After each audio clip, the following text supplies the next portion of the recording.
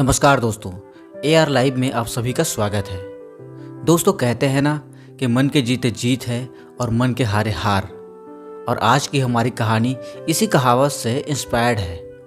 तो चलिए दोस्तों, इस कहानी से कुछ सीखते हैं। अमेरिका के एक छोटे से गांव ग्रीनविच में जॉन्सी नाम की लड़की रहा करती थी। जॉन्सी कुछ दिन से बीमार थी और निमोनिया से जूझ रही थी।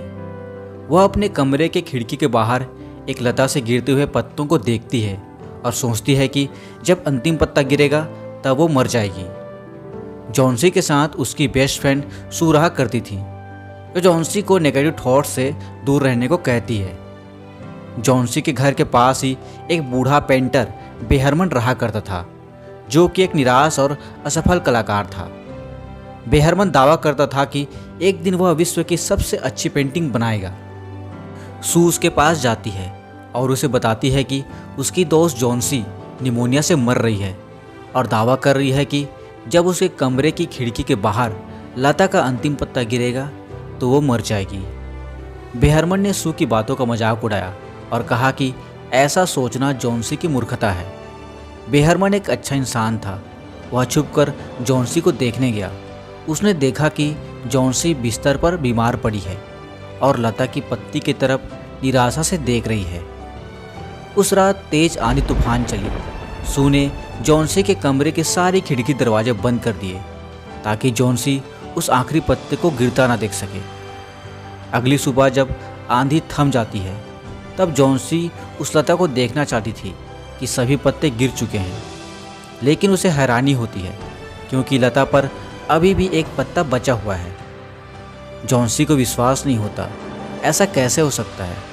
वह जिद करती है कि आज गिरेगा, लेकिन ऐसा नहीं होता। कई दिन बीत जाने के बाद भी वह अंतिम पत्ता लता पर होता है। तब जॉन्सी को अपनी गलतियों का एहसास होता है कि वह कितनी निर्बल है, जो उसने मृत्यु चाहने जैसा पाप किया।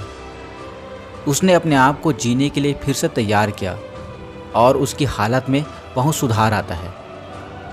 जब जॉन्सी पूरी तरह से ठीक हो जाती है तब सू उसे बताती है कि उनके पड़ोसी बेहरमन की निमोनिया की वजह से मृत्यु हो गई है।